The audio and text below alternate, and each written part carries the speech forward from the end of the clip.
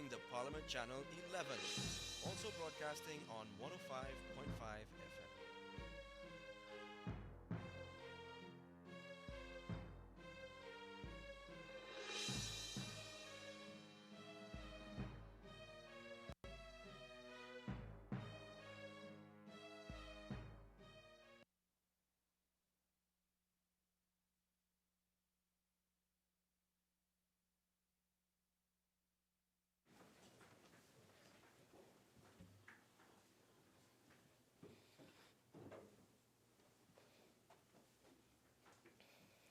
Forged from the love of liberty in the fires of hope and prayer, with boundless faith in our destiny, we solemnly declare. Side by side we stand, islands of the blue Caribbean Sea. This our native land, we pledge our lives to thee. Here every creed and race find an equal place, and may God bless our nation. Here every creed and race find an equal place, and may God bless our nation. Almighty God, Creator of the universe, we graciously thank you for your numerous blessings bestowed upon us. As we gather here today as future leaders of this great land, we look towards you for guidance and wisdom in our deliberations at this National Youth Parliament. We ask for wisdom, excellence, and strength for all our leaders, guidance in our schools, and healing of those wounds of separation. Open our hearts to accept those things that are true and to demonstrate love always, so that we and all citizens of this nation can live in peace and harmony. Amen.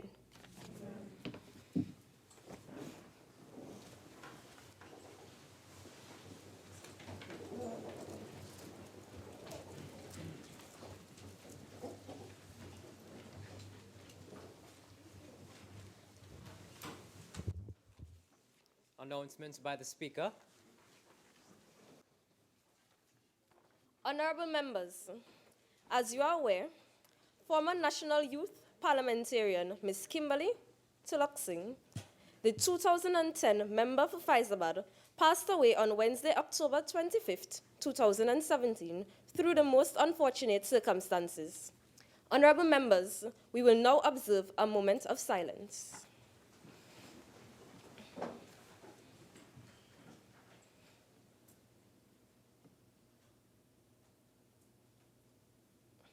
Amen.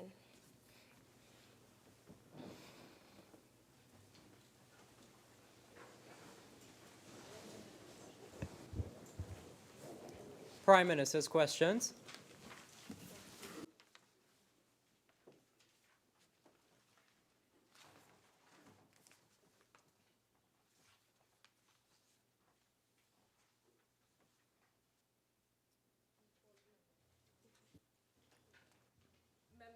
First Shoguners West. Thank you, Madam Speaker. What does the government intend to do with the recommendations made at today's debate? The Prime Minister. Thank you, Madam Speaker. In identifying the root causes of youth radicalism in Trinidad and Tobago, the government's intention is to further develop existing policies that positively impacted many citizens' lives, targeting all aspects from education, sports, security, community development, technical and vocational skills, and health, just to name a few, that contribute to society. Madam Speaker, this will pave the way for a radical and terrorist-free Trinidad and Tobago. We, the government, believe that this should be immediately attended to, and we will act on this problem as soon as possible. Madam Speaker, I would like to end with a quote from Nelson Mandela, and I quote, "Children are our greatest treasure. They are our future." Thank you.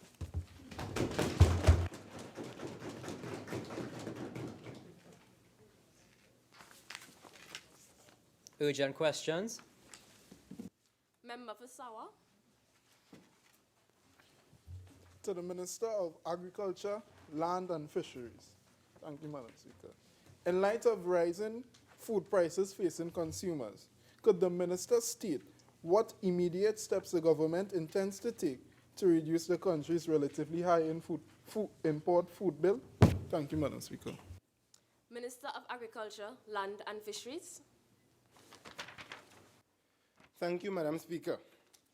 The Ministry's approach to the country's food import bill is as follows. First, the Ministry has convened a working group to monitor and review the annual food import bill. Firstly, to identify components of that food import bill, and secondly, to identify areas in which the country can produce and offer alternatives to customers. This working group comprises representatives of the Ministry of Agriculture, Land and Fisheries, the Ministry of Trade and Industries, the Central Statistical Office, NAMDEFCO, and the Food and Agricultural Organization.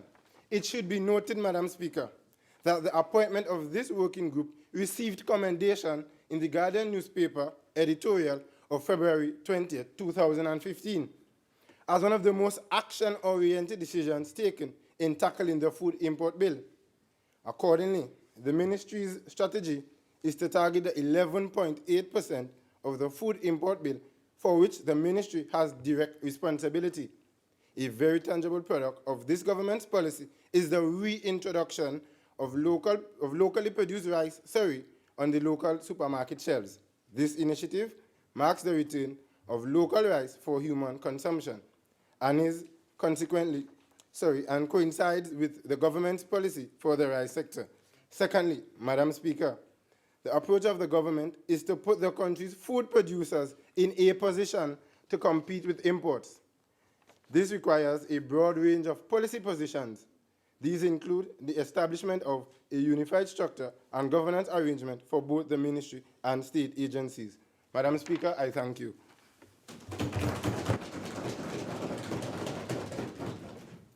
Member for Princestown.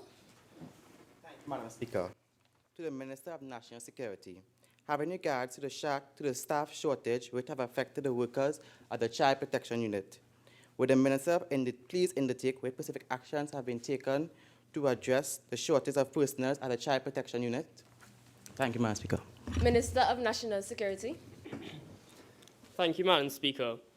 To address the question, approval was received for the establishment of the Child Protection Unit of Trinidad and Tobago Police Service with effect from March the 1st, 2016, with an establishment of 169 police officers and 11 civilian support officers. At present, there are 102 police officers assigned to the unit and 1 civilian business support staff. The police administration is at this time assigning additional officers to fill the shortages of the 67 police officers and making arrangements to recruit the additional civilian staff. The full complement of the Trinidad and Tobago Police Service personnel is expected shortly. Thank you, Madam Speaker.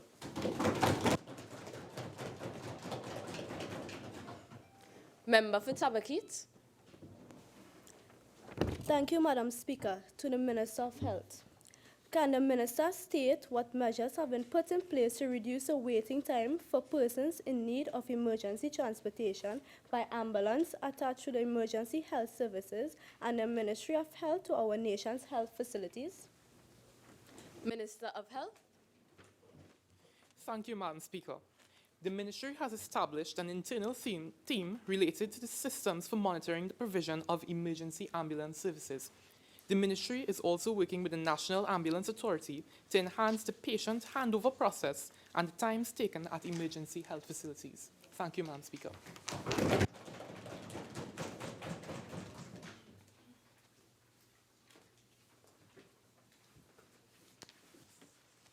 Questions to ministers? Questions for oral answer? Member for Faizabad. Thank you, Madam Speaker. To the Minister of Education, could the Minister state whether guidance counselors and other student support services are consistently available within primary and secondary schools? Minister of Education. Thank you very much, Madam Speaker. There are 260 guidance officers and counselors providing services in our schools, with one permanently employed officer assigned per school at the secondary level and one officer supporting 4 schools on a weekly basis.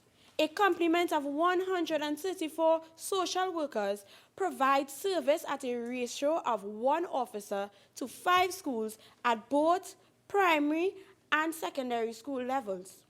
These officers visit school once per fortnight on a regular basis on referrals by schools and can be accessed easily by the way of telephone when the need arises.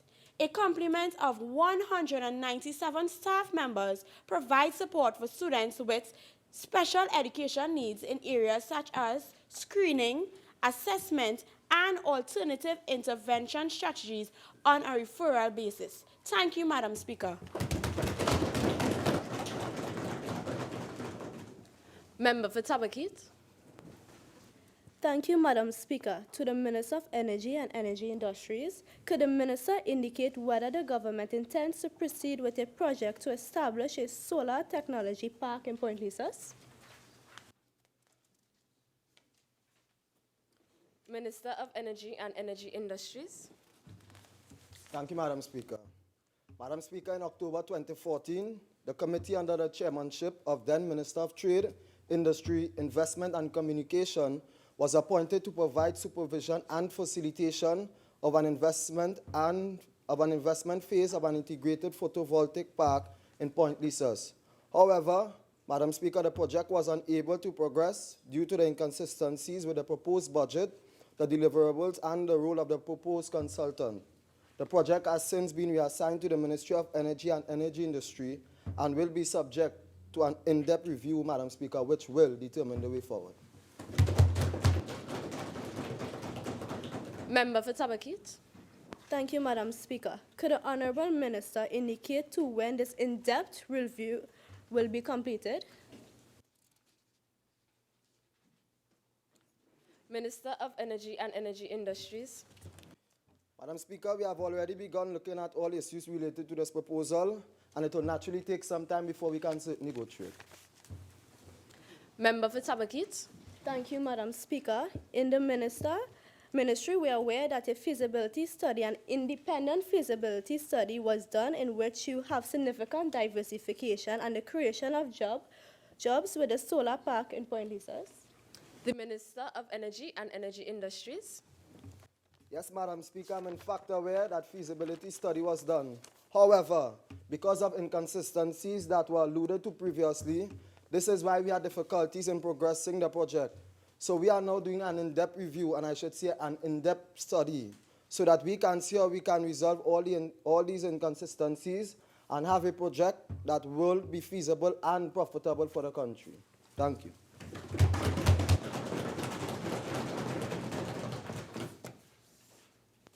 Request for leave to move the adjournment of the House on definite matters of urgent public importance. Statements by ministers, personal explanations, introduction of bills. Motions relating to the business or sittings of the House and moved by a minister. The Leader of the House. Thank you, Madam Speaker. Madam Speaker, as required by Standing Order 33, I seek the leave of the House to consider private business instead of government business. Honourable members, the question is that the House consider private business instead of government business. Those in favour say aye. Aye. Those against say no. I think the ayes have it. Public business, private members' business. Motions. Leader of the Opposition.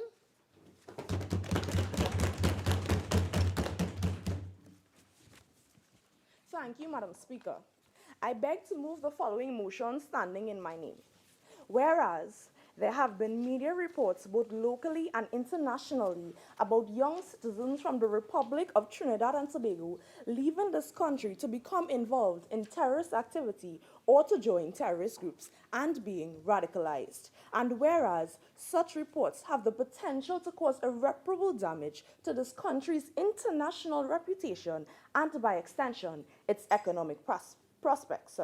And whereas there is a need to understand why young citizens would feel inclined to become involved in such activity and to understand the root causes of such behavior, be it poverty, limited employment opportunities, or feelings of alienation from society. Be it resolved that the government seek to establish a counter radicalism youth policy that will identify the root causes of any attraction of radicalism and terrorism to young citizens, and that will dissuade young citizens from becoming involved therein. In accordance with Standing Order 4410, I request permission to refer to my notes. Leader of the Opposition, leave has been granted. Thank you, Madam Speaker. Madam Speaker, we are a nation at risk. In Canada, America, the UK, and other parts of Europe, no longer is terrorism a threat from some disadvantaged country. Terrorism is homegrown. There has been an increase in citizens from stable Western democracies joining the ranks of terrorist organizations. The statistics for Trinidad and Tobago show similar trends. In an article written by David H. Gray from the Journal of Global Security Studies, Winter 2014, he states, radicalization of youth is becoming one of the most important threats of international terrorism in the world today. Socially isolated, disenchanted young men turn to extremism in their search for identity, acceptance, and purpose. This concern, Madam Speaker, demands a counter-youth radicalization policy. Sage 2004 suggests that the problem of radicalization stems from the fact that those who feel that society as a whole has the least to offer them are the most likely to join a terrorist network. And unfortunately, Madam Speaker, young men in Trinidad and Tobago and even Western Europe and North America are willingly making themselves candidates. Madam Speaker, with the increase in youth radicalization, we as a nation are now faced with the growing threat of homegrown terrorists. And we got a taste of this back in 1990. Bizania and Gray, 2014, see the causes of radicalization as having more to do with an internal journey driven by teenage disaffection and anger and little to do with geography, religion, and heritage. To sum up the causes, Madam Speaker, these can range from identity crisis, personal trauma, discrimination, segregation, alienation, and misinformation about Islam. Allow me to reiterate the last point, Madam Speaker. Misinformation about Islam. Our youths are facing the problems I just listed, and we have to put concrete policies in place to show them that there is no answer, no hope, no solution in radicalism. At least in this democratic society of ours. Having interviewed one of my teachers, Mr. Kazim Hussein, who is also an imam, in the hope that I too can come to better understand this dilemma, he brought home a very salient point. That is that the youth, especially those who are converting, are not knowledgeable about the entire scope of the religion that they are trying to embrace. And extremist preachers of the faith use this to their advantage. Most times, Madam Speaker, these youths learn of only certain sections of the holy text and lacking proper knowledge of Islam and having not read the Holy Quran in its entirety, do not realize that Islam is actually one of the more peaceful religions of the world. Are we, Madam Speaker, going to sit and wait on the copycats of the Boston bombers or the Paris terror attacks? Tsarnaev brothers, and some of the other suspects of the Paris terror attacks were under the age of 25, Madam Speaker. 25. You know, we have a monkey see, monkey do mentality in Trinidad and Tobago. But on a more serious note, these attacks show that the world is under threat by youth radicalization and, by extension, Trinidad and Tobago. Are we going to allow our youth to become radicalized and create parallel societies within our country? No, Madam Speaker, we have to nip this in the bud. Now is the time to act. For as Edmund Burke said, evil prevails when good men do nothing. And all of us sitting in this august chamber are good men and women. Let us do something. Let us proceed with the Counter Youth Radicalization Policy. I ask the government bench to support the Counter Radicalization Policy. We need to put a strategic and concrete plan in place, a policy that understands our youth, encourages and strengthens communication between the education sector, faith-based organizations, law enforcement, and social workers. We need to develop an intervention model that takes into consideration every aspect of our society. So we can't borrow from Great Britain, the US, or Canada. Let us sit together, include all stakeholders, namely FBOs, NGOs, CBOs, and most importantly, Madam Speaker, our youth, and build a feasible counter-radicalization policy that is both inclusive and legitimate. Thank you, Madam Speaker. I beg to leave. In accordance with Standing Order 41.5, the motion requires a seconder. Madam Speaker, I beg to second the motion, and I reserve the right to speak. Honorable members, I will now propose the question for debate.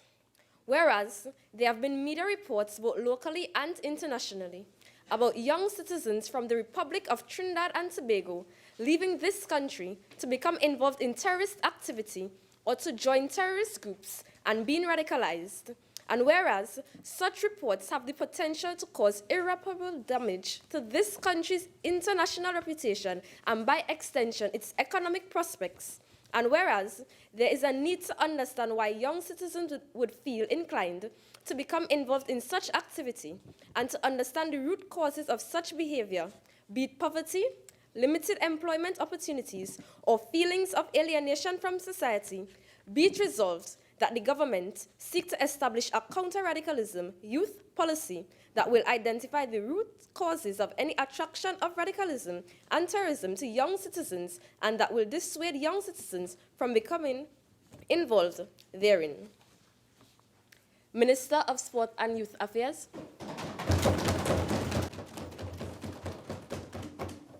Thank you, Madam Speaker, and thank you, Opposition Leader, for your lovely contribution. I must say it was quite something. Madam Speaker, I do understand why the opposition might think that there is a need for a counter-youth radicalism policy. But I assure you, I speak for my government and I, when we say there are already programs in place to deal with this particular issue, such as CCC, MILAT, Presto, Hype, and I continue, the list can go on and on. But if I go on and on, Madam Speaker, the rest of the opposition may never get a chance to speak today.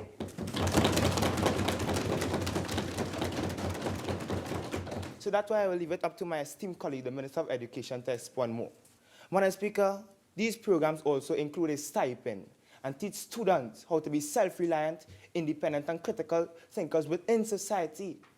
Madam Speaker, this program also provides students with proper job training so they can fully equip themselves to become future entrepreneurs and model citizens within society. Madam Speaker, if I am correct, the reason the opposition would like to implement this counter-youth radicalism policy is because they said there are no programs to directly address this issue. When in fact, I would like to bring up that there is currently a program called the YTC Youth Mentorship Program.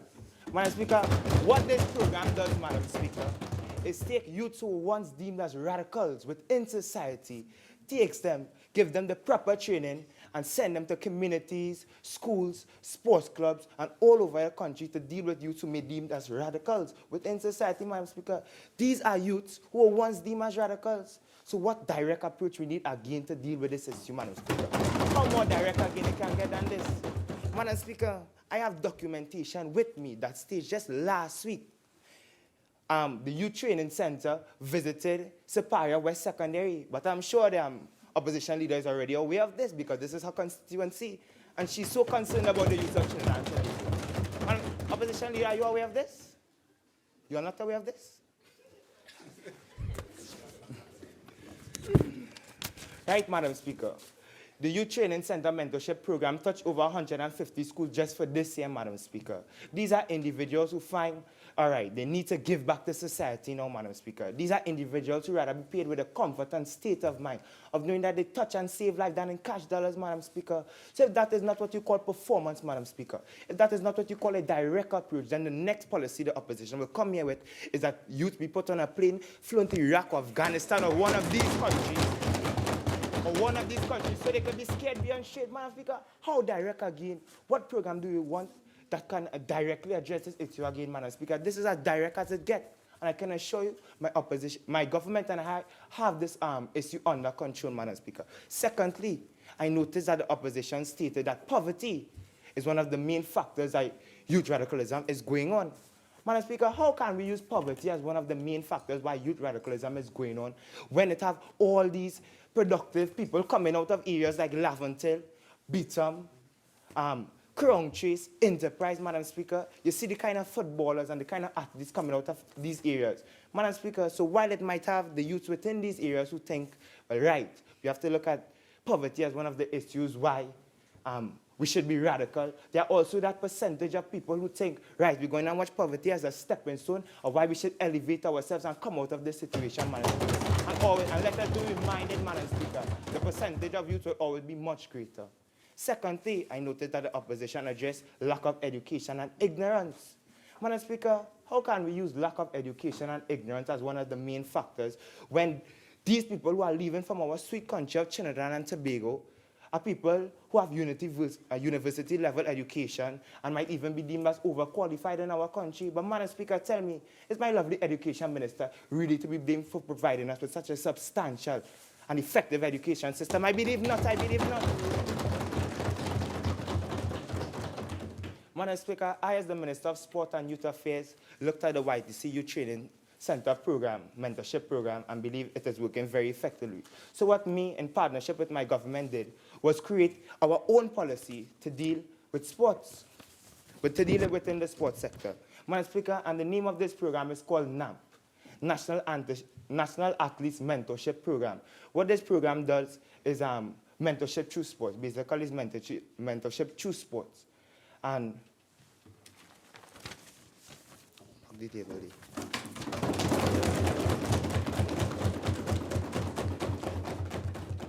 yes, Madam Speaker, it is mentorship through sports. What this teaches youth within society. Member, I regret to inform you that your time has expired.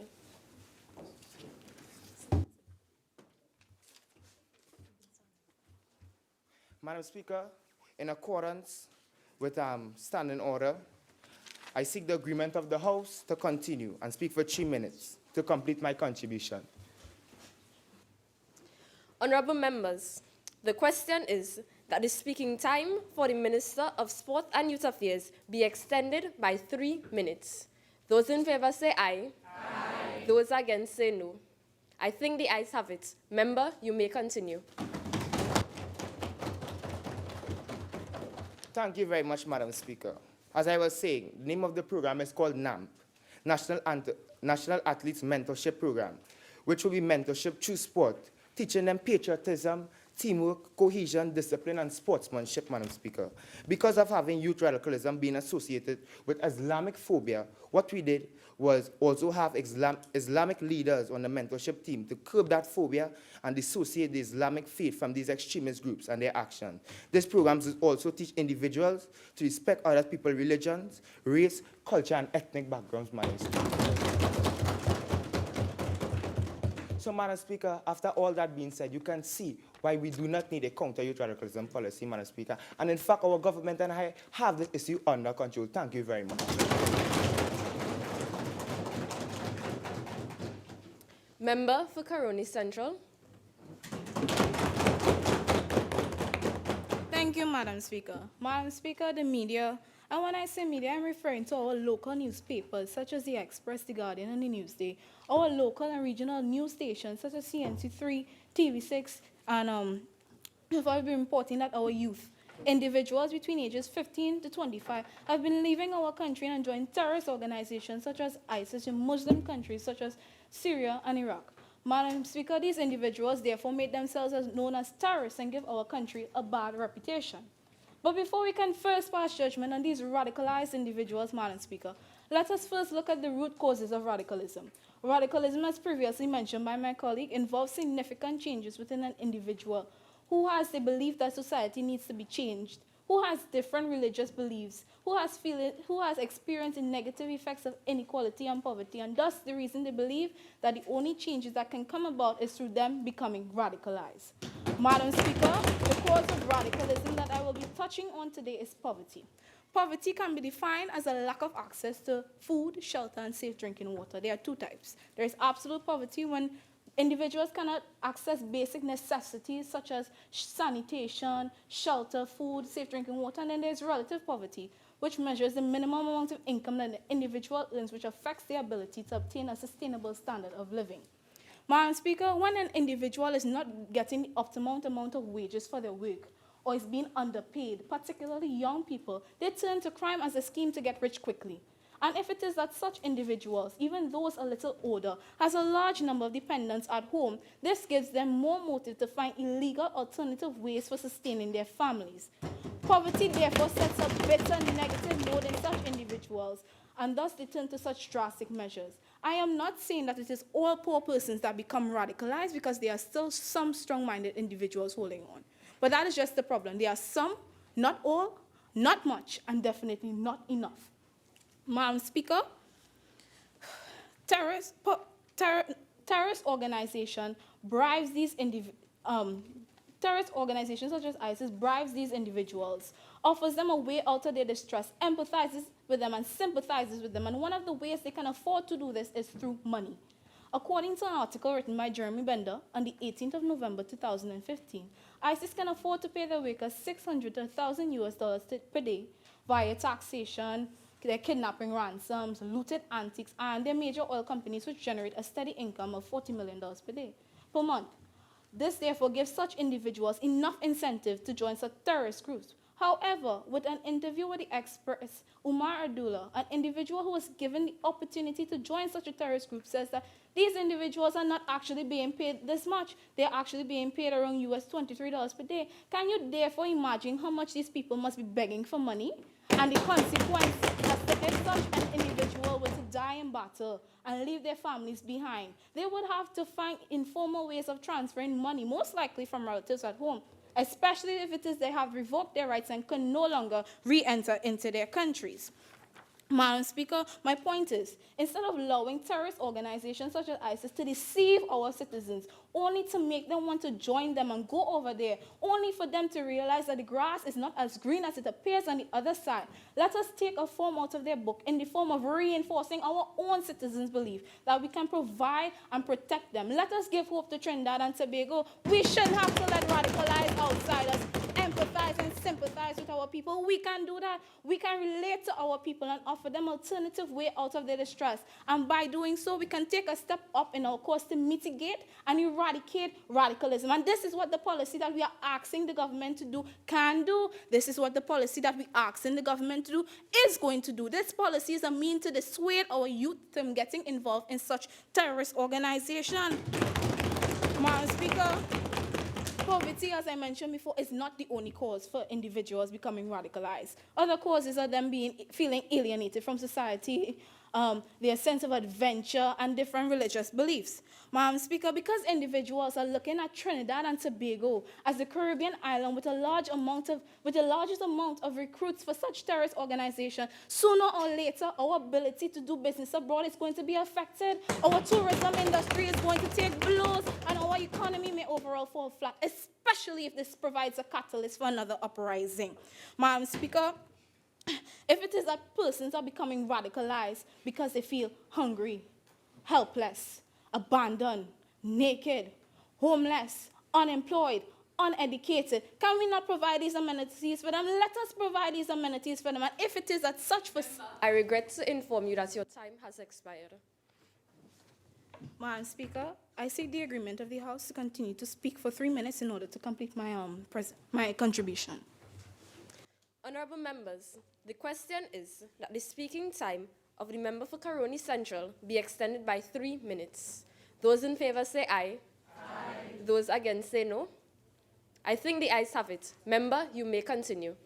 Thank you, Madam Speaker. As I was saying, and if it is that such facilities are already set in place, let us not leave the decision up to the youths to step up to the table and eat. They may need a little push, a little encouragement. I also propose solutions such as providing healthy, adequate, standardized food for everyone, especially the needy, with a bonus of affordable food prices. Let us get our agricultural system booming. Can we not use our natural resources, our renewable resources to provide for people? We are surrounded by 4 bodies of water. Can we not try aquaculture and mariculture? Can we not use our advantage of having sun all year round to fuel our electricity via solar panels? Can we not use our raw materials to provide shelter for our citizens? It is no secret, Madam Speaker, that there's a large number of our citizens depending on the government to provide them with housing.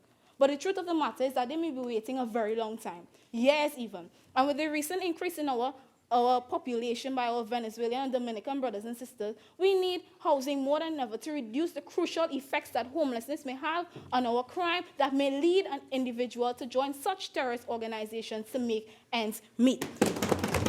Madam Speaker, it only takes one person to make a difference, whether that difference is good and bad. And we want the good, the greater good for our twin island. And by implementing such measures, we can take our step, we can alleviate radicalism, ensuring that our citizens ensuring that every creed and race has an equal, free, radicalized space to live in without having their rights taken away from them. Thank you, Madam Speaker. Minister of National Security. Thank you, Madam Speaker. I find it a bit funny that the Minister for Caroni Central, for Caroni Central will come here today talking about bringing hope to this country, when before us the opposition is here doing nothing less but fear-mongering the citizens of this country. Let's talk about radicalism in this country.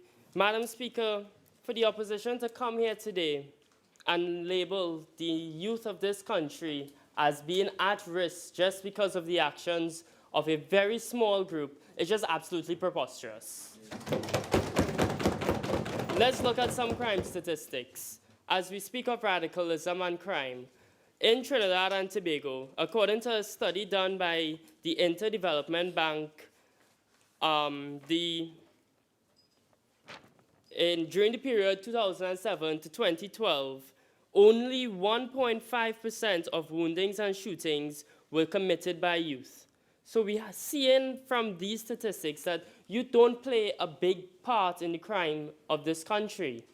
And to continue speaking,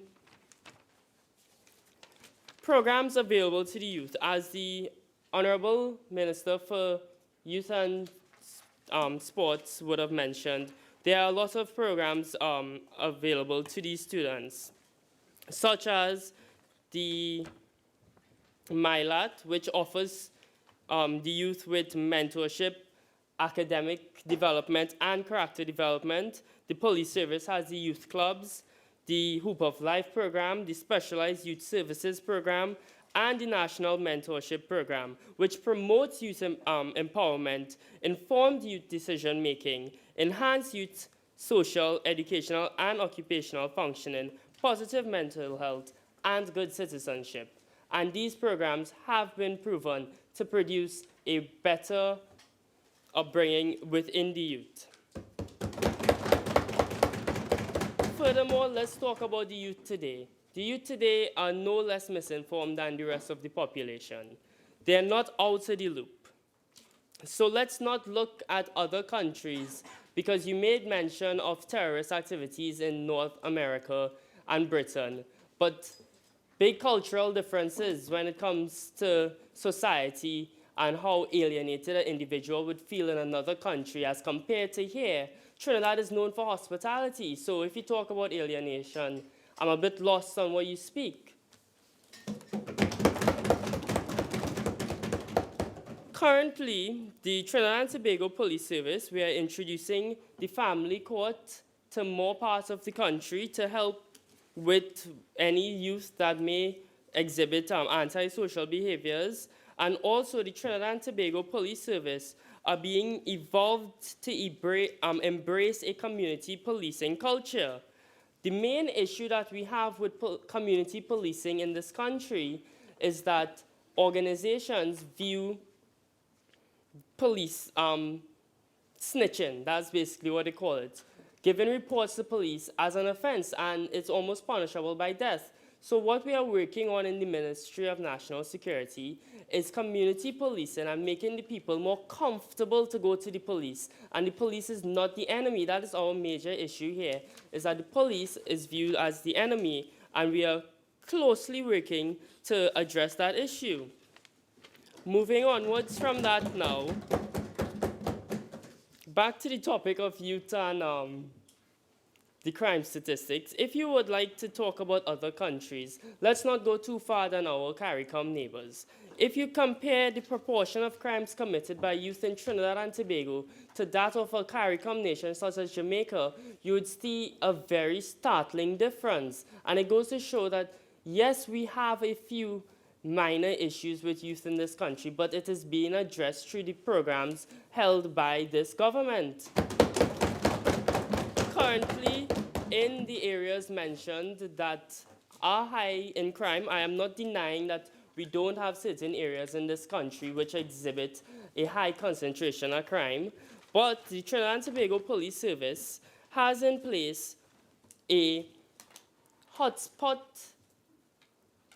method in which an area is defined geographically for a high concentration of criminal activity, in which enhanced patrols are done, more policing in the area to try to control and curb the crime in that area. And moving on now. I regret to inform you that your time has expired. Mrs. Speaker, I seek the agreement of the House to continue to speak for 3 minutes in order to finish my contribution. Honorable members, the question is that the speaking time for the Minister of National Security be extended by 3 minutes. Those in favor say aye. Aye. Those against say no. I think the ayes have it. Member, you may continue. Thank you, Madam Speaker. Okay, to finish quickly, I'd just like to mention that this country has in place a Anti-Terrorism Act of 2005, along with the Immigration Division of this country. Now, the Immigration Division plays a pivotal role in balancing the security of this nation's borders and ensuring that the influences of such terror groups do not come back to our shores. The functions of the Immigration Division are governed by the Immigration Act and Regulation, which makes provision for the admission of persons, refusal of entry, and who is given passports. And to make mention, the immigration officers receive extensive training in various interviewing and profiling techniques, which, coupled with information communicated from intelligence agencies via the border management system, ensures that a proper informed decision is made on individuals who are suspected to be taking part in terrorist activities. Now, you may make mention why we don't have some stricter policies in place, but that'll just inhibit how our normal citizens gain and travel. We can't do that. We just can't stop giving out passports. And to conclude, so you all can take a breath, we are currently in place with partnering with other nations to help curb this, because you make mention of the other nations. I'm not denying that other nations have problems, and we recognize that. And we as a republic, along with the United Nations, we must work together to curb this terrorism problem. So, as of the 30th of January 2017, the Ministry of National Security of Trinidad and Tobago has been working closely with international partners, especially the United States, Britain, and Canada, in strategic areas such as intelligence and information sharing on people who are found to be associated with any terrorist group, whether locally or internationally. This is an issue that is being pinpointed and cut at the bud. We don't need to go as far as a policy, because by the time the policy come into play, the problem done. Thank you, Madam Speaker. Member for Caroni East. Thank you, Madam Speaker. Thank you, Madam Speaker. Has the Minister of National Security heard of an intelligentsia? Have you heard of the elite group, or what the youth may deem as an elite group? If these programs that you are listing are so successful, why our future is still leaving Trinbago? Are you aware that our youth deem our police officers unapproachable because of their stereotypical thinking?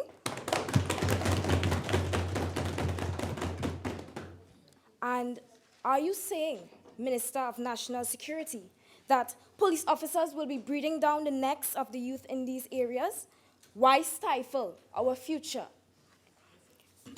I think it is only right that I firstly ask my fellow parliamentarians, are we going to wait until all our youth, or the essence of our youth, is tainted by the need for radical behavior? Are we going to show the members of our nation that changes to society, to the world, to systems can be made through other means rather than drastic measures? Questions that can only be answered by the government elected by the nation to ensure their safety and well-being. I am not here to be a bore with citations of statistics, but rather I am here to deal with the psychological being behind the radicalized. As it is stated in the motion, feelings of alienation from society is one of the contributing factors to the loss of Trinbagonians to radicalism. Looking at the youth demographic leaves us only taking so much into consideration. In overall view, many psychologists, for example, Barbara L. Fredrickson, has linked thought with action tendencies. Action will be brought about by the emotion instilled within us. And with the negative feeling of alienation, these persons are being withdrawn from society and hence narrowing their stream of thought and perception. Madam Speaker, most of our population have lost their Trinidad is my land spirit. They no longer believe God is a Trini or the government is run by Trinidadians. Some of our youth are feeling lost, misplaced, with no sense of belonging to our beautiful Twin Island state. Actions are being brought about by the beliefs, the feelings, and the values of these youth. Madam Speaker, we need to understand their beliefs, values, and feelings in order to put our best foot forward and get in control of the situation. It is a fact, Madam Speaker, not only members of the Islamic community are turning to radical behavior for some sort of betterment or some form of revolutionary change. So the question is why? Is it that certain social institutions are condoning or encouraging radical or drastic practices by misusing the concepts of religious books of wisdom? So many factors are interconnected to give rise to the need for our youth to leave Trinbago and seek what they view as betterment elsewhere. Let us ask ourselves, why must they stay? Is enough being done in our nation for Trinidad and Tobago's youth? Government officials, are you going to hide behind your suffering attempts? Are you going to implement a counter-youth radicalism policy with the understanding of our youth's feelings, beliefs, and values? Are you really taking their future into perspective? Madam Speaker, Our youth have based their ways on their beliefs and values. And we, as the body representing them, we are not trying to change their perspective. We are not trying to change their minds, but rather we would like to put peaceful acts into play.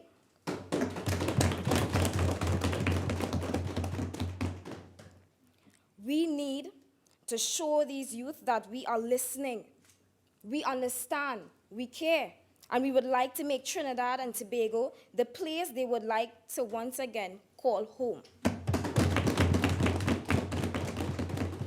In conclusion, I am asking, where does the government stand?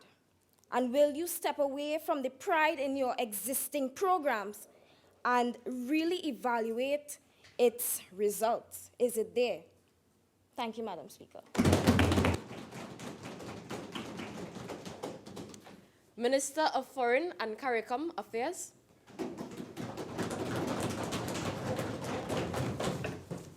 Thank you, Madam Speaker. You say that you do not want to take drastic measures into place, but you only seek to put peaceful thoughts into the minds of the youth. But a policy is a drastic measure. Isaac Newton stated, for every action there's an equal and opposite reaction. If we put this policy in place, then how are we so sure that the youth will not resist it? How are we so sure that they will not try to find ways to counteract it and go around it? By requesting this policy, the opposition is alluding and making unfounded assumptions that the youth of the nation are faced with diverse offerings from foreign entities, known or unknown. But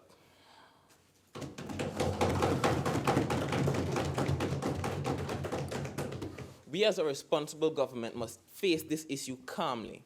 We must not throw ourselves into a situation that we cannot respond from internationally. And therefore, we must curb this issue by responding to the socio-economic issues that the youth face instead of just simply assessing what is wrong. We can assess what is wrong, but we must improve on this issue. Yes, there are implementations in place, and you seek to put forward a new policy, but why not enhance what is there? Why not make better what is already good? Thank you, Madam Speaker.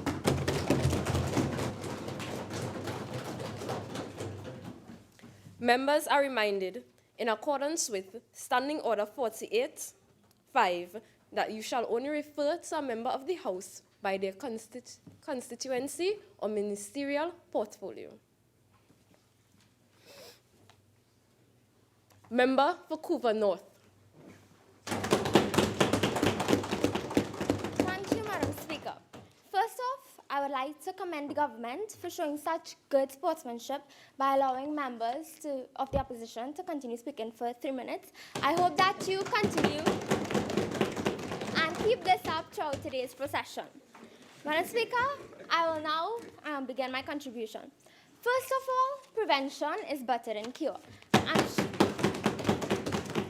I'm sure everyone has heard this phrase, and it has indeed proven to be true. Madam Speaker, like all policies, this policy has a cost as well. For instance, there are several categories under this policy which will require expenditure of some sort.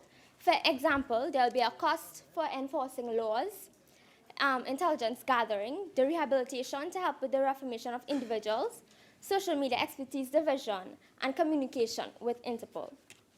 All these categories will require expenditure of some sort. And I know the question that the government is going to ask us is, where the money coming from? And Madam Speaker, to that I say, where there's a will, there's a way. Madam Speaker, we are aware that we are running this country in a very tight budget. However, it will cost us a lot more if this policy isn't passed. Now, how exactly will it cost us if this policy isn't passed? Madam Speaker, where do I start? First off, our reputation has already taken a severe hit. We are at a loss of international investment. In an article titled Concern about the Decline of Tourism Sector in TNT, and please permit me to read, it stated that Tobago has suffered an immense drop of 25% this year. It continues to say that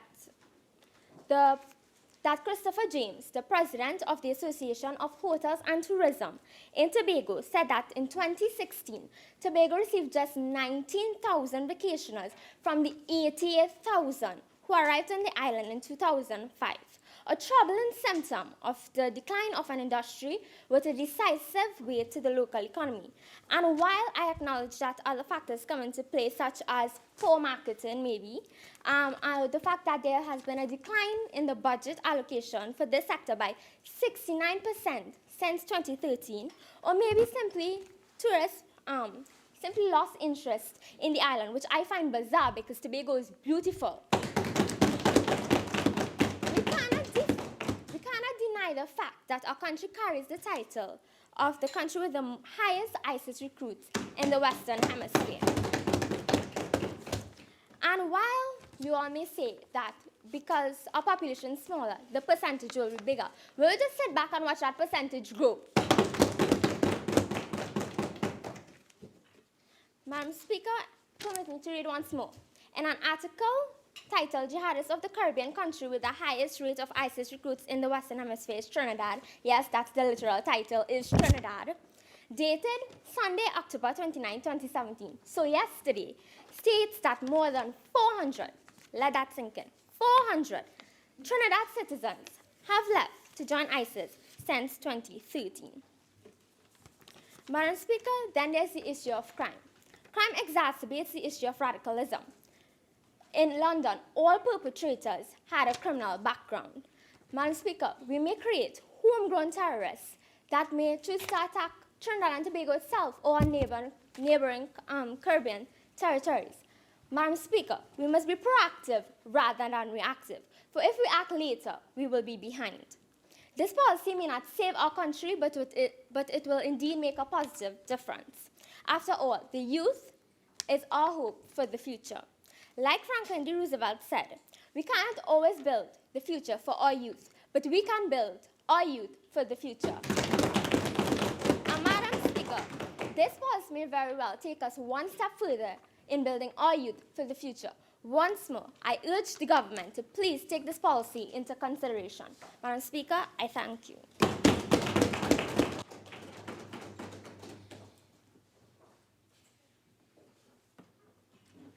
Minister of Public Administration.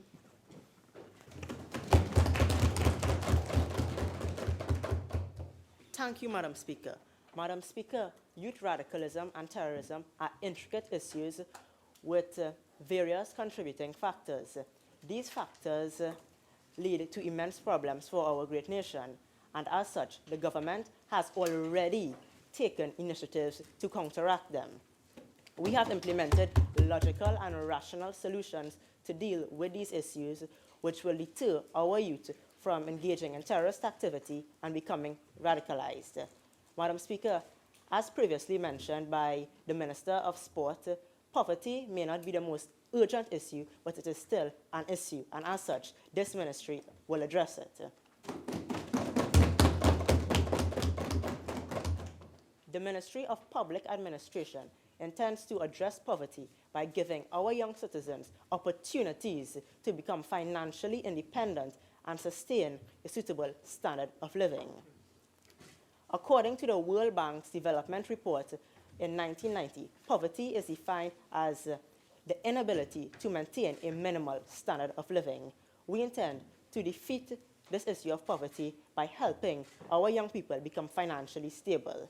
Therefore, in response to the representative for Caroni Central, who spoke of absolute and relative poverty, I would like to shed light on the 5, not 1, not 2, but 5 scholarship programs that has been approved by the Cabinet in the year 2012. Of these 5 programs include the Disability Scholarship Program, the Developmental Needs Scholarship Program, the Allied Health Scholarship Program, and even more. We see these programs as an absolute necessity to help our young citizens to develop themselves, especially those who suffer from financial deprivation. As such, we, the government, intend to further reinforce these policies to ensure that our students gain the financial help they need faster than they normally would. We intend to expand the scholarship programs so more of our youth have educational opportunities, as this government recognizes that our youth are the future of our esteemed nation. Madam Speaker, furthermore, we acknowledge that although we can provide educational opportunities for our young citizens, employment may still be an issue. And as such, we propose an employment initiative which will allow our scholarship awardees who have maximized their scholarship opportunities and earned the necessary credentials to attain jobs in the public sector. Madam Speaker, this will do as the popular saying goes, we will kill two birds with one stone.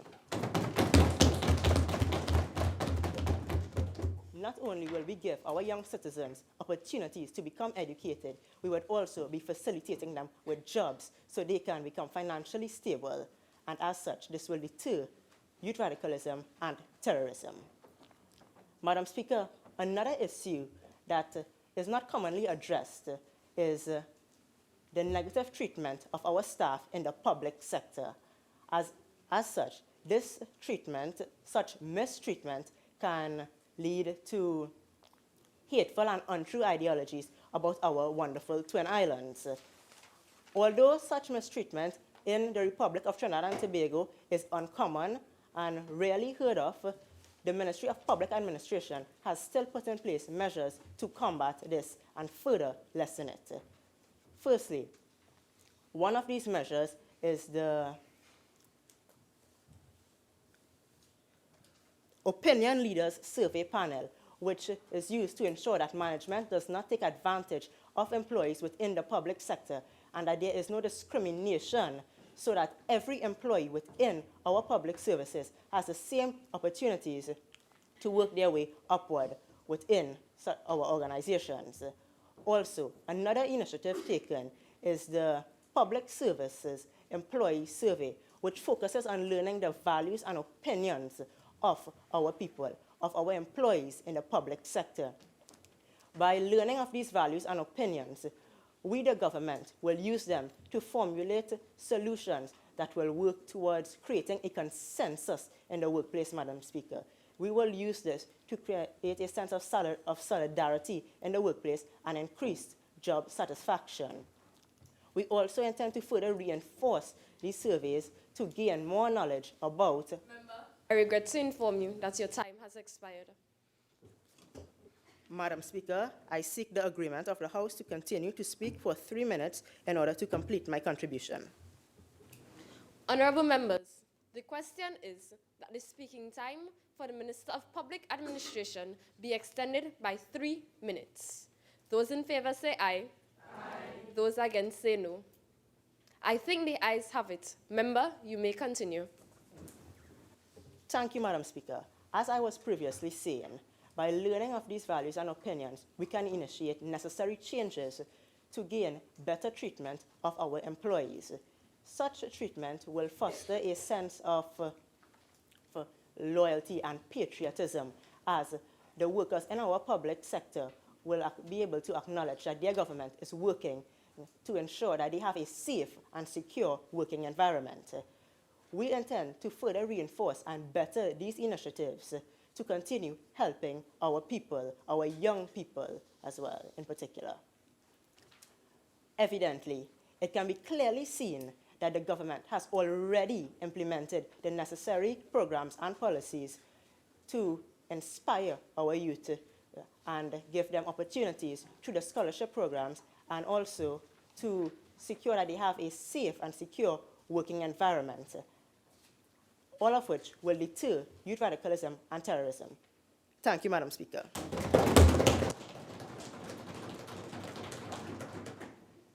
Member for Mayaro.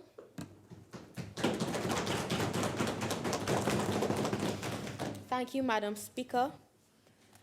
I wish to specifically address the Ministry of Sport and Youth Affairs as it relates to today's discussion on the necessary establishment of a Counter Radicalism Youth Policy. Firstly, while I take note that there are government programs being implemented in communities, It is clearly inadequate and inefficient in targeting the youths who feel disenchanted with the government.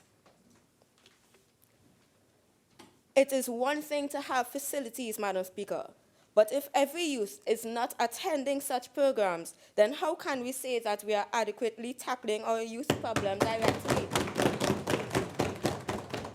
I would like to present some statistics as they provide us with a more objective portrait of what is occurring in our dear nation. According to the National Youth Survey of 1994, it was revealed that there was an 18.5 dropout rate in our school system. It was also observed that women were generally outperforming men and that males were more likely to drop out of school as compared to females. Additionally, in 2010, the United Nations Caribbean Human Development Report identified that the most prevalent factors relating to youth gang involvement were as follows. 1, the desire for friendship and brotherhood. 2, protection and safety. 3, having a gang-involved family member. 4, the desire to make money. And 5, consisted of several other reasons. The highest tested factor was the desire for friendship, brotherhood, or fraternity, which was identified by 42% of the sample. It was also seen that youth join gangs for reasons of protection instead of going to the police forces. The state can be viewed then as having failed in its duty to protect and serve. Therefore, gangs are formed as a result of the failure of the authorities to protect the rights of these youths. Madam Speaker, what do these statistics mean for our communities? Essentially, we are witnessing the marginalization and alienation of our youth, particularly our males, due to our incompetence in our government-run educational and youth development programs. As a result, we are observing an increase in our youth's involvement in radical organizations domestically, which in turn inevitably expand to the international scale. Gang leaders and domestic terrorists are disguising themselves as community supporters, preying on our vulnerable young people. These nefarious characters lure the innocent through educational support, providing financial aid and private-run sports and youth development programs, which only strengthen their influence in each of these communities. Madam Speaker, an example of such activity is the Jamaat al-Muslimin group in Mukarapo, which is led by Imam Yasir Abu Bakr.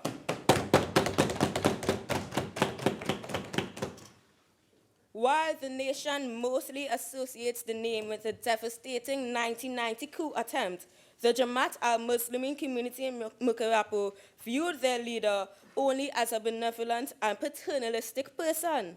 Prior to the coup, Abu Bakr was said to provide school and educational and food services and programs in his community. It was said that he provided financial aid to youths who needed it as well. He held friendly sport and other holistic development meetings for the youth and cultivated that sense of brotherhood, that fraternal bond with the youths in his community. Ultimately, it was this same bond created through his outreach programs and support that encouraged our youth to participate in the coup. And it is this same tactic that is allowing many gang leaders and domestic terrorists to acquire our fellow youth's help in radical activities. Madam Speaker, as it stands currently, there is no strict legislation governing private-run youth development services. For example, I can decide now to start free music classes at my home, and there would be no means of accountability or authorization for such activities. What the Counter Radicalism Youth Policy then firstly aims to do is establish a registration system of not just non-government organizations, but expired. Madam Speaker, I seek the agreement of the House to continue to speak for 3 minutes in order to complete my contribution. Honorable members, the question is that the speaking time for the member for Mearu be extended by 3 minutes. Those in favor say aye. Aye. Those against say no. I think the ayes have it. Member, you may continue. Thank you, Madam Speaker. As I was saying previously, the Counter Radicalism Youth Policy then aims to establish a registration system of not just non-government organizations, but any small-scale, private-run community youth outreach program.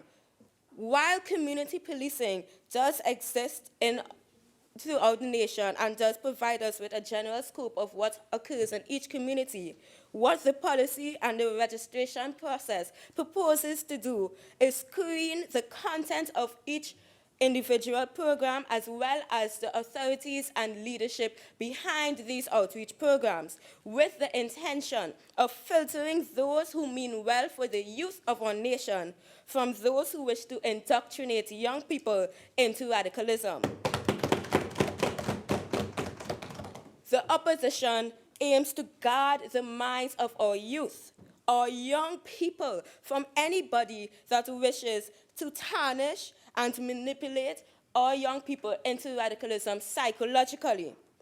Madam Speaker, the respectful and patriotic Trinbagonian would willfully register under this system. And while the Ministry of Sport and Youth Affairs may, perhaps rightfully, be concerned with the cost that it would take to administer such large-scale registration systems and implementation of this policy, the benefits, Madam Speaker, the value of safeguarding, fortifying the minds of our youth, Madam Speaker, should always far outweigh the cost.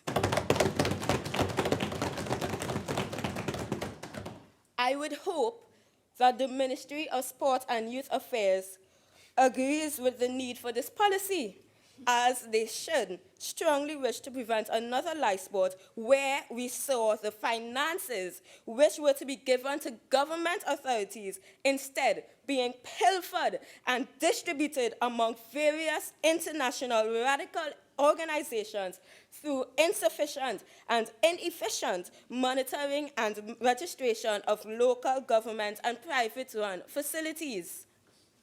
Madam Speaker, what the government thinks they are doing through these programs and youth initiatives, they think that they are casting a net through which they can trap radicalism in our country. But, Madam Speaker, it is evident that the holes in this net are far too large. We are allowing radical groups to pass through and swim across to our shores, toxifying our communities. Madam Speaker, what our Counter Radicalism Youth Time has expired. Thank you, Madam Speaker. Minister of Planning and Development. Thank you, Madam Speaker. Firstly, I would like to commend the opposition on such strong points and well put together information. But, however, why was it done? Why would the government need to implement a new counter-radicalism policy? Yes, youth radicalism is a major issue both locally and internationally, but implementing a new policy, wouldn't that be wasting government time? Look at how much policies and programs we already have implemented, stated by my fellow ministers. It would have really been nice if the opposition would have instead come together and help us to enhance our current programs. So, yeah.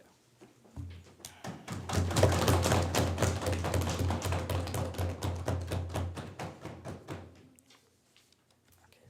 And in closing, I would just like to maybe one day make and have a proper solution to this problem.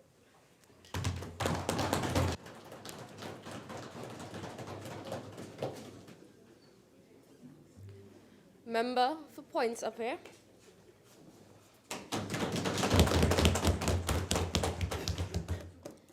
Thank you, Madam Speaker. I will be brief. Greetings to the members of the government, my fellow opposition members, the public of Trinidad and Tobago, and all other viewers and listeners. I'll firstly thank the members of the government who spoke so far for their lovely contribution on today's motion.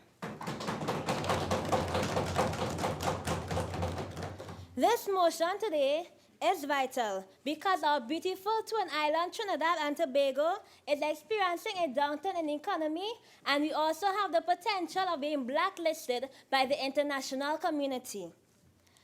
An article written in the New York Times by Francis Robles on the 21st of February 2017 entitled "Trying to Staunch Trinidad's Flow of Young Recruits to ISIS" expressed that 100 to 130 people made a trip to Syria from Trinidad, which has a population of 1.3 million. Although it may sound as an insignificant figure, according to the Pride News, the per capita measurement in Trinidad was found to be the highest per capita rate of ISIS recruitment in the Western Hemisphere. The country's reputation is indeed already being affected because the international community is already looking down at us. CNN on the 6th of March 2017 reported that President Donald Trump's second executive order on immigration forbade citizens of 6 Muslim-majority countries from entering the United States.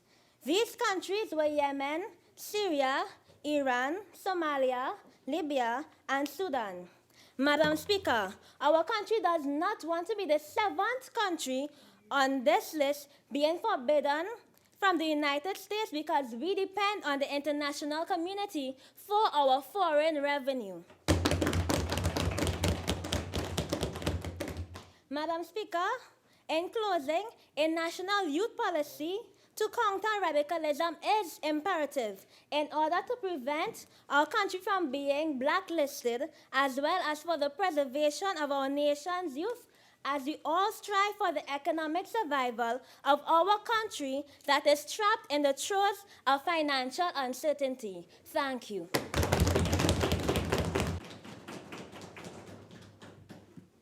Minister of Rural Development and Local Government. Thank you, Madam Speaker. In accordance with Standing Order 4410, I seek your permission to refer to my notes. Minister of Rural Development and Local Government, leave has been approved. Thank you, Madam Speaker. Good morning, everyone. The Ministry of Rural Development and Local Government is committed to facilitating, coordinating, monitoring, and ensuring accountability of municipal corporations in an effective and efficient delivery of quality services. Firstly, Madam Speaker, the Ministry provides different aspects of work such as building and land development, public health sanitation, community services, roads, drains, and infrastructure, as well as burial and cremation services. We as a Trimbegonian people work together in the 2 cities, 3 boroughs, 9 regional corporations, and in collaboration with the Tobago House of Assembly. Madam Speaker, I think everyone in this chamber should be astonished by the fact that we as Trimbegonians work together so well. With that, Madam Speaker, the Ministry has provided employment opportunities in these facilities which prove that youth can get jobs, which in fact is an opportunity to bring in revenue for their household and community. And I agree with Member for Couva North, prevention is better than cure, which is why the Ministry of Health and in collaboration with the Ministry of Health and the Ministry of Finance, we grant food badges to those residents that want it so that they could work as well as bringing in income for their community, their household, to better their lifestyle. Madam Speaker, I will now quote from the Parliamentary Assembly of Europe. The Parliamentary Assembly is very concerned by these developments. It believes that prevention is key. Preventing children and young people from turning to extremist movements must start at an early age when values and beliefs are formed. Prevention, de-radicalization, and rehabilitation strategies must target the individual in his or her specific context, be comprehensive, and based on multi-agency local partnerships. Madam Speaker, I am so very much delighted to say that today I stand here to inform the opposition members that councillors are working tirelessly with the youth of our beautiful Twin Islands to provide encouragement, advice, and to facilitate them in becoming great leaders. Madam Speaker, Dr. Eric Williams said in his Independence Day speech in 1962, democracy means responsibility of the government to its citizens, the protection of the citizens from the exercise of arbitrary power, and the violation of human freedom and individual rights. And this is what we have done. And we, the government, we do not support a youth radicalism policy because so much has already been implemented. Would we just let that go to waste? So, Madam Speaker, finally, I would just like to quote Dr. Eric Williams again by saying, let us then, as a nation, so conduct ourselves as to be able to always say, in those most noblest and most inspiring words of St. Paul, by the grace of God, we as people are what we are, and his grace in us has not been void. Thank you, Madam Speaker. Member for Oropouche East. Thank you, Madam Speaker.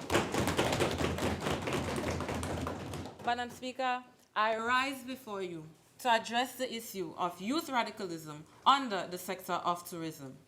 Media reports, both locally and internationally, about young citizens leaving this country of Trinidad and Tobago to become involved in terrorist activities has caused a negative impact on this tourism industry. These reports have caused tourists to desist from visiting this Twin Island nation. The correlation between terrorism and tourism are undeniable, for tourist sites are the ideal locations for terrorists to cause both social and economic disruptions. So, Madam Speaker, do you see why a counter radicalism youth policy must be implemented? Tourism is identified as an avenue through which the dependency on oil and gas is reduced.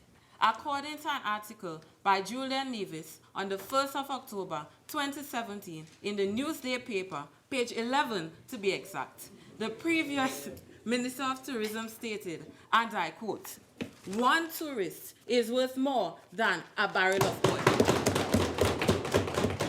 The travel advisory stated that there has been a 25% decrease in tourist visitations from 88,000 in the year 2005 to 19,000 in the year 2016.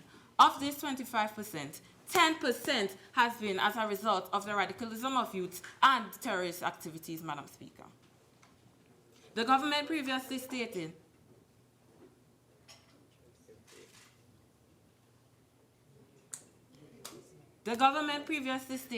that they are proactive, but it appears to me that a terrorist from this country of Trinidad and Tobago must travel across the Atlantic Ocean and wreak havoc before a counter-radicalism youth policy.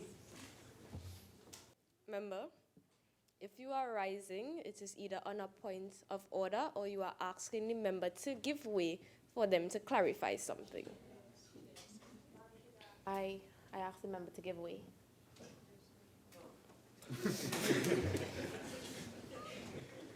As I was saying, Madam Speaker, this government stated... You said no. I said no. This government stated that they are proactive, but they are waiting on the terrorists from this country of Trinidad and Tobago to travel across the Atlantic Ocean and wreak havoc before a counter-radicalism youth policy can be implemented. Madam Speaker, I believe that this government is either confused or lacking the sense of sight, because they previously stated that they have been implementing sufficient alternatives which are used to replace a counter-radicalism youth policy. But if these alternatives were sufficient, we wouldn't have been here in this chamber debating on this subject. Speaker, this nation is no longer considered safe and serene in the eyes of these tourists, but we have become a violent and turbulent nation, Madam Speaker. Imagine the feeling of distress running through the veins and pounding through the hearts of these tourists, Madam Speaker. And as I close today, Madam Speaker, I would like to say that problems become opportunities when the right people join together. So if we join together, Madam Speaker, together we will aspire and together we will achieve. Thank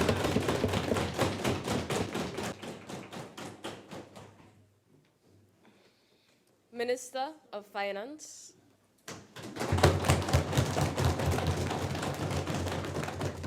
Thank you, Madam Speaker. I rise to contribute on this very important issue today. Now, Madam Speaker, my colleagues on the other side referred to 1990 and youth radicalism, but I would like to inform them that before 1990, there was something called the Black Power movement when students were radicalized in this country, and Dr. Williams dealt with it very well. So this country is quite experienced in dealing with youth radicalism, if you didn't know.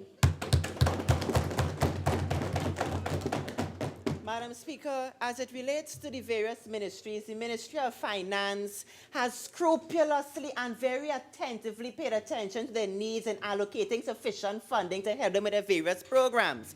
Among them, the Ministry of National Security. Now, the Ministry of National Security has a lot of things in place, such as security cameras. And the government has looked at legislation such as wiretapping, because when it comes to dealing with a global issue such as terrorism, you need to have all the avenues available to stop these vicious gangs of brutes from terrorizing the country.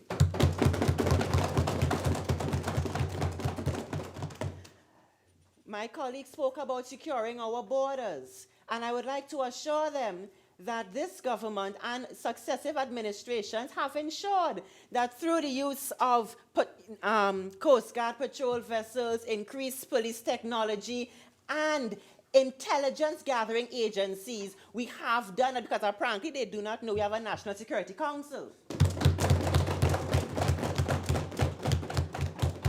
Madam Speaker, my colleagues alluded to things concerning reaching the youth, and I would like to commend my Minister of Education and successive administration for putting in place very excellent policies, such as having counselors in schools, because when it is the members talked about poverty, although poverty is not the only cause of youth radicalization, when it comes to dealing with youth who are what we call at risk, there are many of them who feel a vengeance on society for being marginalized, for being socially segregated and the like. And we need people to sit down with them, work through their issues, and help them find positive ways of using the energy that benefit the country. Now, the Ministry of Education has also focused on getting children to appreciate diversification in what we call in sociology a plural society, such as Trinidad and Tobago. And as Dr. Eric Williams said, the future of our nation is in our children's school bags, and we have ensured that their school bags are well stocked with adequate materials for supporting diversification. As it relates to community development, Madam Speaker, I'm not sure if my colleagues on the other side are aware of all that has been done, but I'll enlighten them today. As it relates to the administering of food cards, we have done a lot to ensure that the poor, who at one point in time were begging and suffering in destitution and looking at society as though this is one place I cannot live because it is a purgatory torment until they die. We have done a whole lot to provide them with shelter, with food, with security, to ensure that everybody, especially since the days of Dr. Williams, have a chance to succeed in education and other.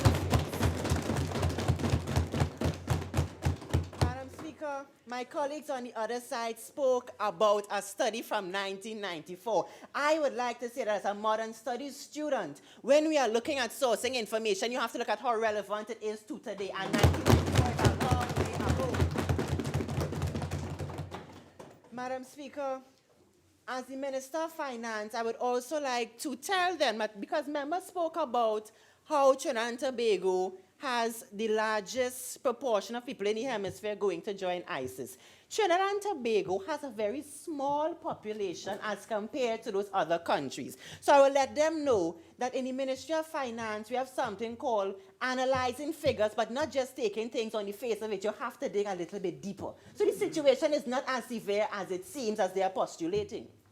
Now, Madam Speaker, I would like to say that when it comes to youth radicalization, the government understands that there are certain elements of society that are attempting to attract them.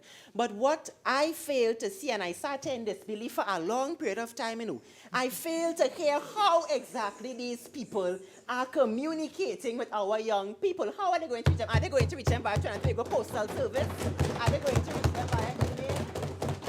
Because it has to be a very long string from Iraq to here to use a can with string. So, Madam Speaker, I would like to say that... Time has expired. Madam Speaker, I seek the agreement of the House to continue to speak for further 3 minutes in order to complete my contribution. Members are asked to refrain from excessive commentaries when members are giving their contributions. Thank you. Honorable members, the question is that the speaking time of the Minister of Finance be extended by 3 minutes. Those in favor say aye. Aye. Those against say no. I think the ayes have it. Member, you may continue.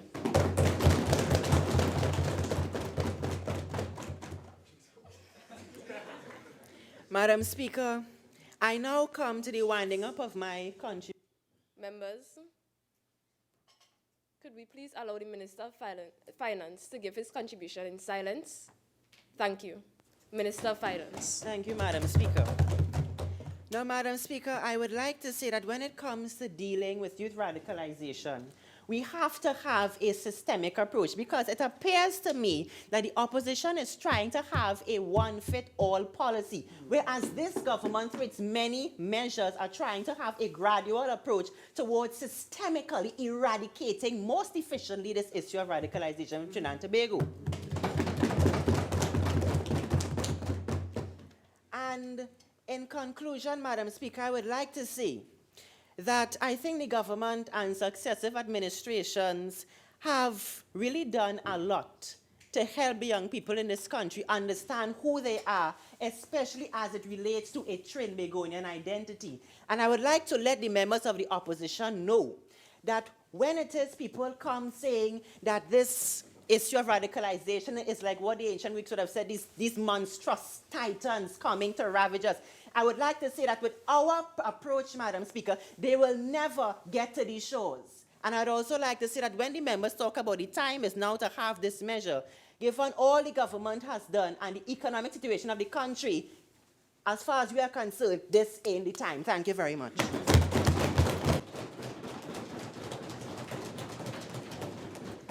Member for Chaguanas East.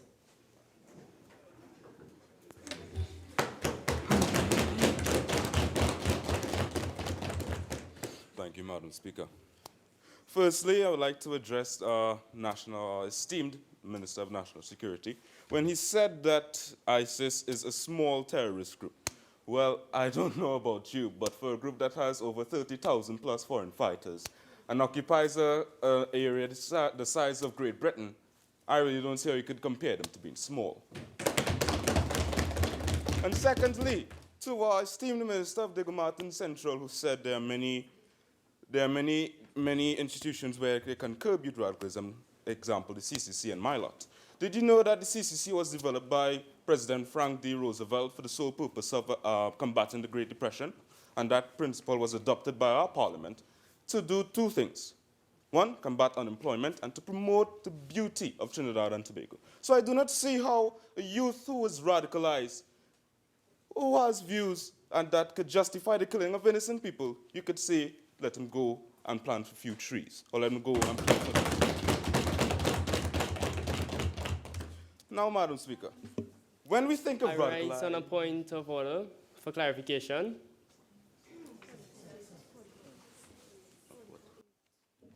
Finance, the member must give way in order for you to elucidate your point.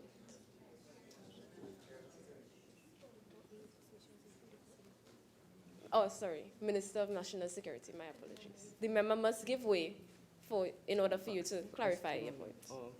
So you have to ask him to give way, and he must either answer yes or no before you can clarify. Would the member give way? No. So, Madam Speaker. Member, you may continue. Thank you, Madam Speaker. So, Madam Speaker, when we think of radicalized youth, we often think of uneducated people, uneducated youth of the lower class, when really that is really the case. Because according to case studies done by Mr. Usmani, who runs a data recovery company who resides in America, he did an interview with CNN on the 5th of December in 2015, and he said that after overpouring the data given to him, he found that 73% of ISIS recruits are of the middle and upper class.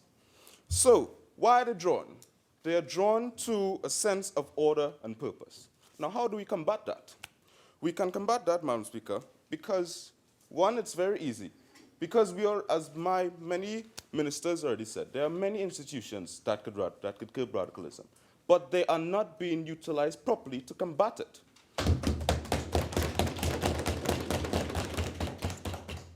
So, how can we use these? For example, the CCC and MILAT, and even the ADP that is established in secondary schools. They can work together to establish an environment where people of different religious views can come and discuss them without any stigmatization or criticism or stereotypical behavior, and where can moderate pluralist values be implemented. Secondly, the Trinidad and Tobago Police Service can work together with the Cybercrime Unit of Trinidad and Tobago and in collaboration with the people of the Muslim community in better identifying these networks that were previously mentioned that ISIS is used to radicalize and recruit our youths of Trinidad and Tobago. Also, why Muslims, you may ask? Because one of the main driving factors of the attempted coup in 1990, what is relevant, you may ask? Well, because he was radicalized because he thought the government to be corrupt. So I believe in working together to fight a common enemy, that his heart could be swayed as to not view the government as being corrupt, or pass that influence on to other youths, which can take more drastic measures in overthrowing the government. Thirdly, we need this policy for even after ISIS is defeated.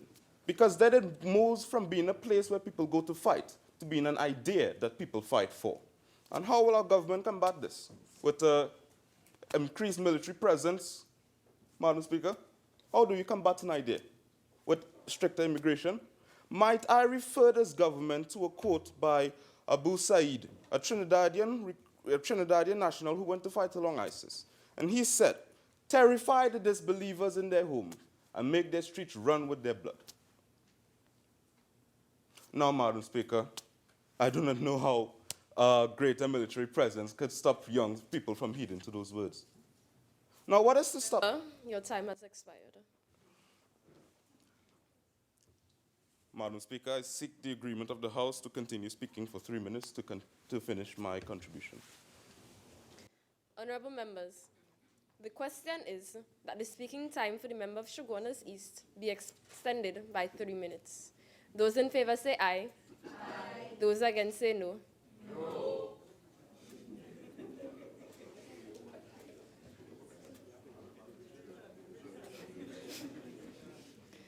Honorable members, the question is that the speaking time of the member for Shogunas East be extended by 3 minutes.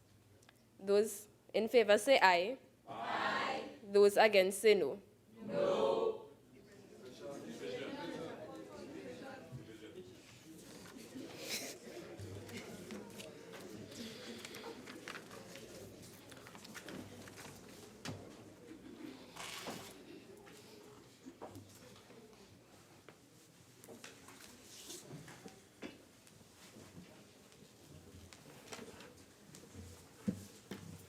Mr. Rogbear? No. Miss Friday? No. Miss Bernard? Aye. Mr. Constantine? No. Miss Felix? Yes. Mr. Boudram? No. Miss Cook? Aye. Mr. Sukdale? No. Mr. Rayburn? Of course not, no. Miss Clark? No. Miss Mohammed? No. Mr. Dino? To quote the member, no. Miss Benjamin? I abstain.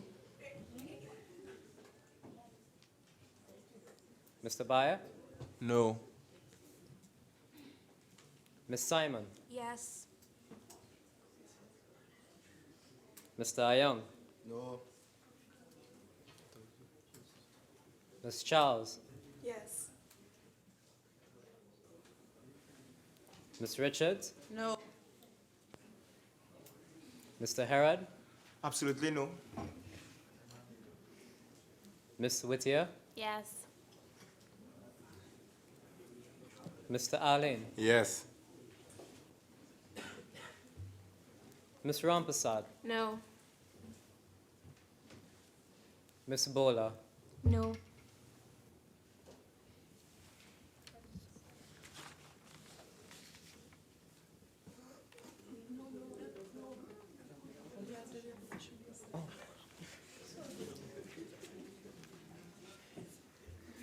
Miss Manchan? Yes.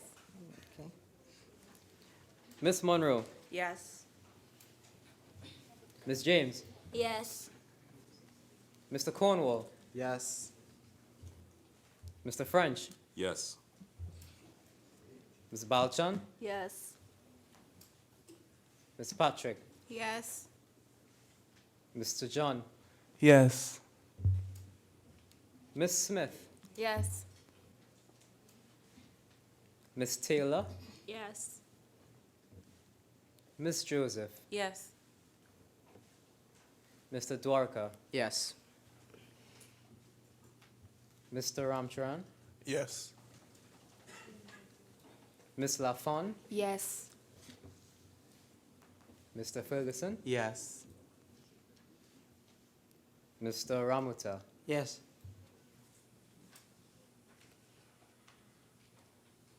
Miss McIntosh? Yes. Miss Ramratan? Yes.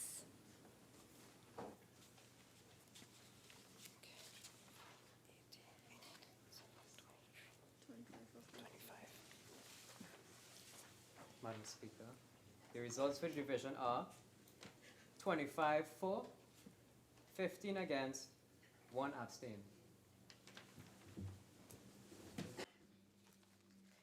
Honorable members, the result of the division is 25 members voted for, 15 members voted against, and 1 member abstained. The motion has been approved. The member for Shogunas East, you may continue. Thank you, Madam Speaker. Thank you, Madam Speaker and honorable members. Now, before I was interrupted, Madam Speaker, in light of the recent threat given by Mr. Abu Said, we can improve our borders with military presence and have a stricter immigration policy. But what's stopping those words from being heeded and being influenced and stopping it from influencing the youth of our nation? What's stopping the youth from taking up arms and fighting for a just cause, what they seem a just cause? What's stopping them from driving or sailing a ship for a boatload of explosives to one of our unmanned oil wells, and which will decimate our economy? Or worse yet, what's stopping them from strapping some explosive to their chest and walking to the heart of our capital or in a school, which would lead to civil unrest? Madam Speaker, and all of this can be avoided if only our government which I'm quoting by my Prime Minister, who said earlier, that intends to safeguard, that says that our children are our treasure. Isn't it your job to safeguard such treasure?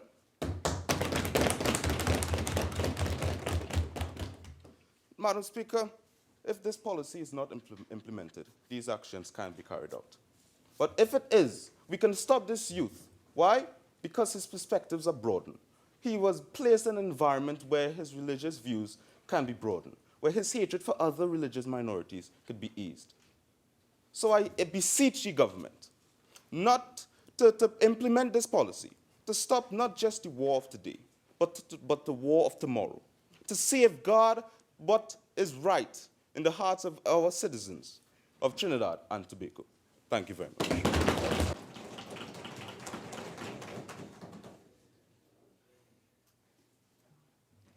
Minister of Trade and Industry.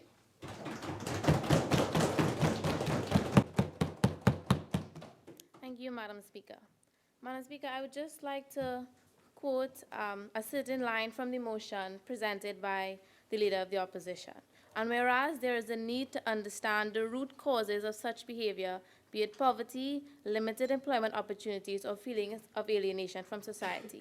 To the member of Chaguanas East, as my esteemed colleague, the Minister of Youth Affairs, mentioned the CCC program. The CCC program deals with the root causes of radicalization. It is not meant to deal with after someone has become radicalized.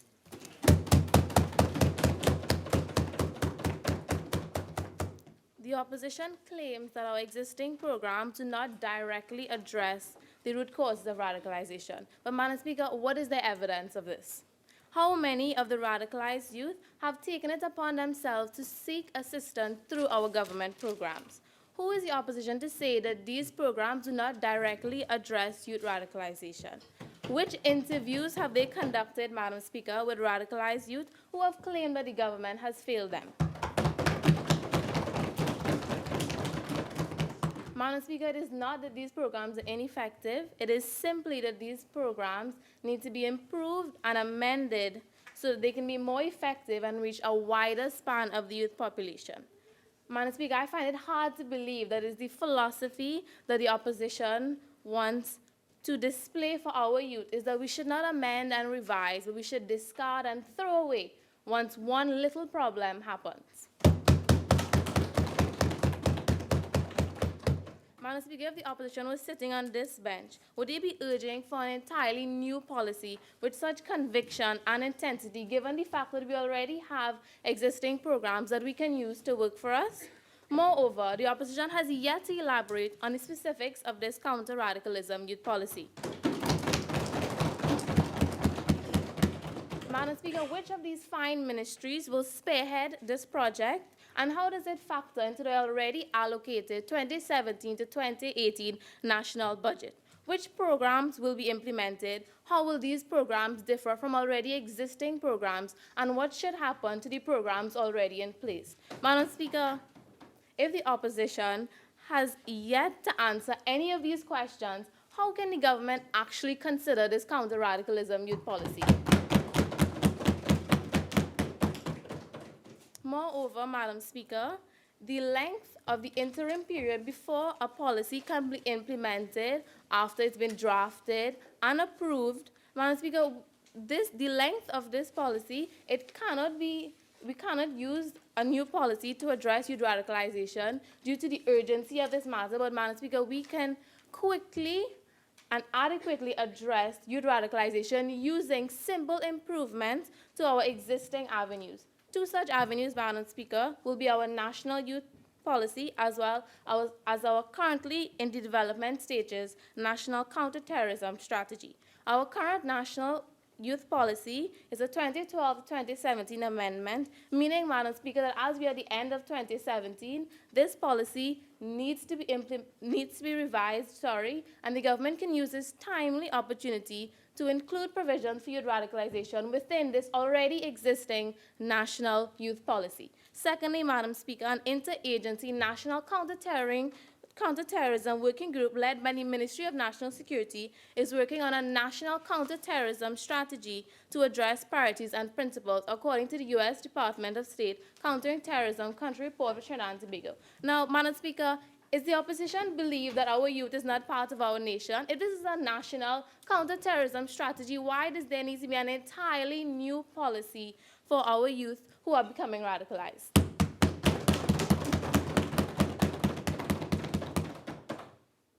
And again, to answer the member for Chaguanas East, it is not, this policy does not deal with the security challenges that you spoke about in your quote about the Trinidadian member who had left. This Counter Radicalism Youth Policy prevents youth from becoming, more youth from becoming radicalized. But the fact, Madam Speaker, is several of our youth have already become radicalized. But Madam Speaker, I'm not sure how many have left, because according to the member for Couva North, 400, but according to the member for Pointe-a-Pierre, 130.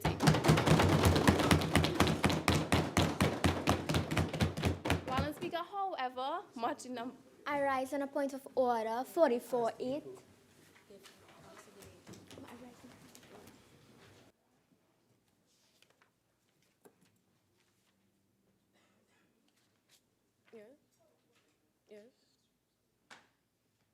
Yes, member. Can I proceed? Yes. The reason the statistics were different was because my statistics were later and it's dated yesterday, while those statistics were from a prior date.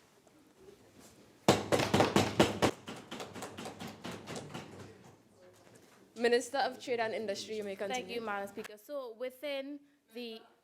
To inform you that your time has expired.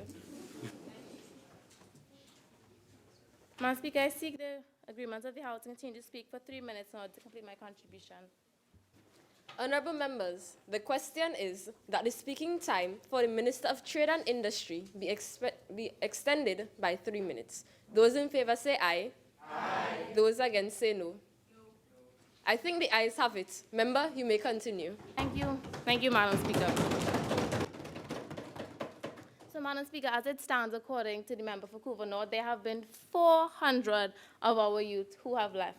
Now, Madam Speaker, the same U.S. Department of State country report has identified 3 key deficiencies in Trinidad and Tobago's policy, framework, and legislation and capability to address terrorism. There's limited use of biographic and biometric screening capabilities at ports of entry, limited human and material resources in both the defense and the police forces to deal with the strategic security challenges, as well as several deficiencies in our anti-money laundering framework. Now, Madam Speaker, yes, we understand that we should prevent more youth from becoming radicalized, but there are existing policies that we can use that will be more effective given the length of time it will take to implement an entirely new policy to deal with this. But, Madam Speaker, we have yet to address these 3 key deficiencies. And as the member for Chaguanas East said, and I quote from Shane Crawford, calling for Trinidadians sympathetic to the Islamic State to attack non-believers in the country in a lengthy interview in the Islamic State's English language Dabiq magazine. You have the ability to terrify the disbelievers in their own homes and make their streets run with their blood. Madam Speaker, when this happens, what can the government do about it? Because our laws can't prosecute them, but even before that, our defense forces cannot contain the matter. And even before that, our screening capabilities at ports of entry allows them free access into our country, Madam Speaker. I just have one question. What happened to the 10-year-old girl living 3 streets down when she can't sleep anymore because she has nightmares because her family has been torn apart in front of her eyes because the government of Trinidad and Tobago fails to recognize that we cannot deal with this terrorist threat when it happens, when our citizens return with the intent of committing terrorist activity in Trinidad and Tobago. Thank you, Madam Speaker.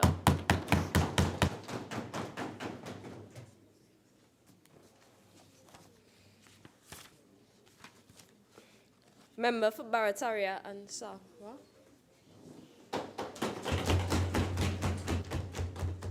Thank you, Madam Speaker. I ask the government, are they awake? Do they see the seriousness of this matter? Youth radicalism has already been defined and we all know what it is. Madam Speaker, but do we watch the news? Do we go out in our constituencies and get to the ground level and speak to these people to get to see what is really the problem. All the statistics, statistics. We deal with that, we see that. But let us all go into our constituencies and see what is going on with our youths and talk to them on a one-on-one level. Can we please, Madam Speaker? This is very serious. Radicalism in Trinidad is real, Madam Speaker. I ask the government, the ministers, are you comfortable with putting your head at bed tonight, knowing that this is going on in our country? I speak from my heart, seeing activities like these going on, youths doing crime just to survive, for something to eat. Yes, these programs are put in place, but they do not reach all of the youths of our beloved country, Trinidad and Tobago. Madam Speaker, I ask for the government to assist, to help us work together to get rid of this problem of radicalism and terrorism in Trinidad and Tobago. Thank you, Madam Speaker.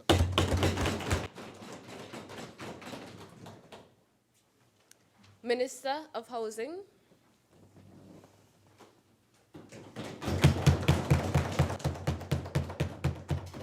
Madam Speaker, in accordance to Standing Order 4410, I seek your permission to refer to my notes.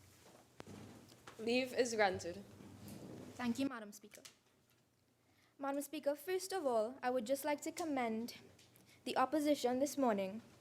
They have made many good points. However, on another note, my esteemed colleague, member for Caroni Central, stated earlier that this ministry, the Ministry of Housing, has not facilitated housing for everyone in this country. I recognize that there is indeed a long waiting list, but this country's budget can only provide for no less than 2,000 units per year, Madam Speaker. Madam Speaker, the member for Couva North stated, prevention is better than cure. Madam Speaker, the Ministry of Rural Development and Local Government has stated that councillors have been in contact with several different constituencies. On another note, Madam Speaker, radicalization has been proven to have an economic dimension which makes individuals from the lower socioeconomic groups vulnerable to the types of predatory behavior practiced by Islamic radical fundamental groups. In recognizing this reality, the government of the Republic of Trinidad and Tobago, through the Ministry of Housing and Urban Development, has made provisions for the type of safety nets that would reduce this vulnerability. Madam Speaker, the current government, as well as previous governments under the Ministry of Housing, has always provided satisfactory housing for this country's population. For the financial year 2016 to 2017, this ministry has provided 1,200 plus housing units and intends to return HDC to its original mandate of housing for lower socioeconomic families. Madam Speaker, by providing housing for these families, this will improve the lives of youth as it will facilitate the access to stable, adequate homes. This will ensure, Madam Speaker, the health and well-being of families, and most importantly, the youth of Trinidad and Tobago. In providing a safe environment for vulnerable youth, more young people would be able to participate in the social, educational, and economic activities in their community.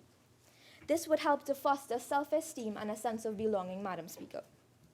This will therefore restrict youth from falling victim to alienation by society due to the fact that within proper homes, the youth will experience the types of security that engenders positive experiences and creates productive citizens.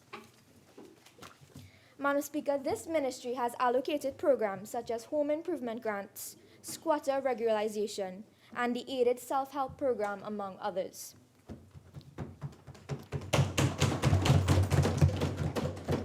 For example, Madam Speaker, the home improvement grant of $15,000 to qualifying applicants to carry out approved house repairs will improve the quality of life of individuals whose gross household income does not exceed $5,000 monthly. Madam Speaker, most youth who become radicalized are not financially unable, but are often better educated than most. My opponents on the opposition bench seem to be confident in their opinion that it is just the lower socioeconomic class where radicalization is happening. But Madam Speaker, that is not the case. It is just not the lower class, but the middle and middle upper classes as well. So I disagree with my esteemed colleagues that it is not the socioeconomic background that leads to radicalization, because this government has already put in numerous countermeasures to ensure that these youths have, at least within this ministry and under what I can control,